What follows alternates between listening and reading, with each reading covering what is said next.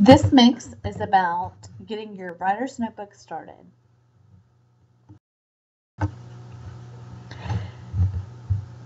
Before you actually choose which kind of notebook you actually want, know in advance that you are going to ask your kids to bring in personal pictures of themselves and their families. The reason being is you want them to take ownership and interest in the possibilities of stories that they're about to tell.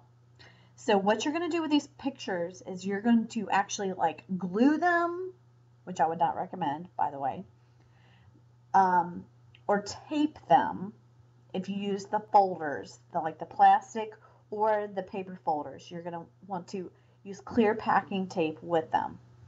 Okay, so you have three options. You can do white folders, which was mentioned at the writer's workshop with 3 prongs, or use any color and just tape them on.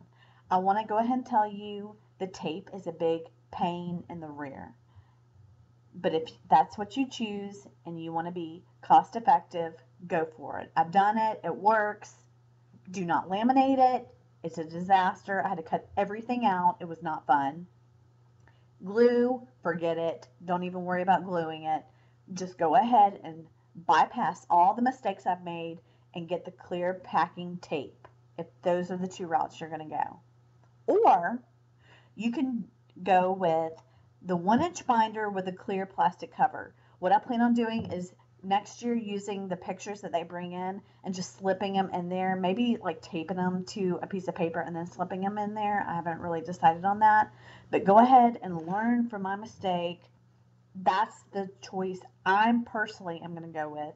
However, you can do whatever you choose, but I am giving you options. So ideas for pictures are like favorite sports, vacations, family, and favorite pets. Let me also add that you are going to create a PowerPoint of your pictures. These children want to know about you as well.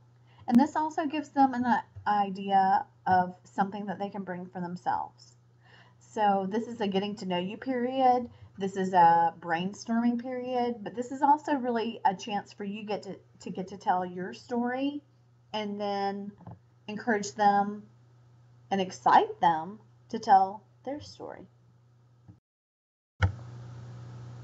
So once you've decided on what type of folder you are going to use, as you can see, this is the yellow plastic folder where I had to tape it with the clear packing tape, and this, mind you, this is after I tried to glue them, I tried to laminate, and then I decided those didn't work, and then tape was the best option.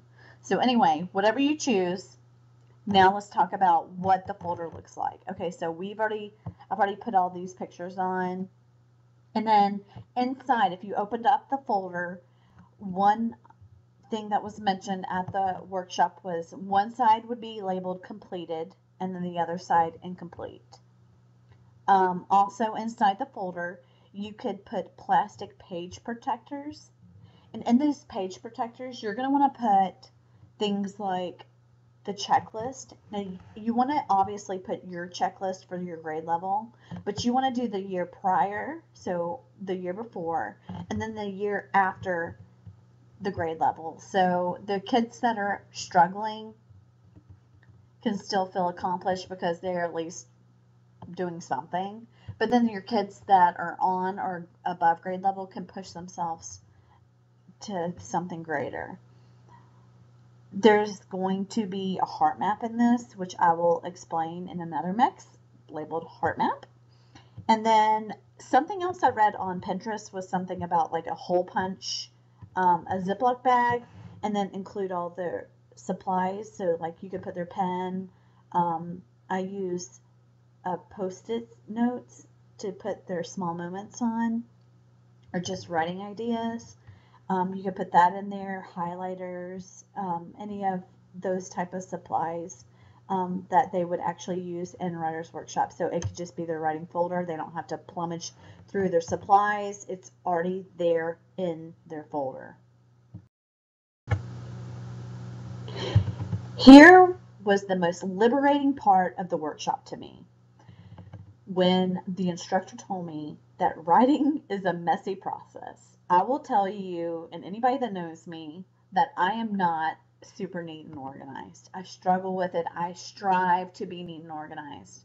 So when I heard this, it freed me and gave me permission to give the kids permission to get messy. So in their folders, you are going to want them to come up with at least 3 to 5 or more, and encourage more, writing samples before you actually start concentrating on one piece. Now here's the important part. They get to choose. Yes, you heard me right. They get to choose the piece that they are going to concentrate on editing. You are not going to pick it for them, nor are you going to give them a writing prompt. This is all student-centered. They get to write about whatever they want to, which is why, if you will remember, you ask them to bring in pictures. These are ideas. These give them little small moments of things to write about for the year. One idea that was mentioned, and I actually use it, was to mark the piece that they're actually working on with a green dot. So, you can do this with a marker, you can do it with a color crayon, or you can go and buy stickers. I will tell you, I bought small green stickers off of Amazon.com to mark their pieces. Do you have to go and buy them? No, you do not. You could use whatever you want to, but if you feel the need to go and buy something, then go for it. But I am not telling you that you have to do this. You can make this work for you. So feel at liberty to do that.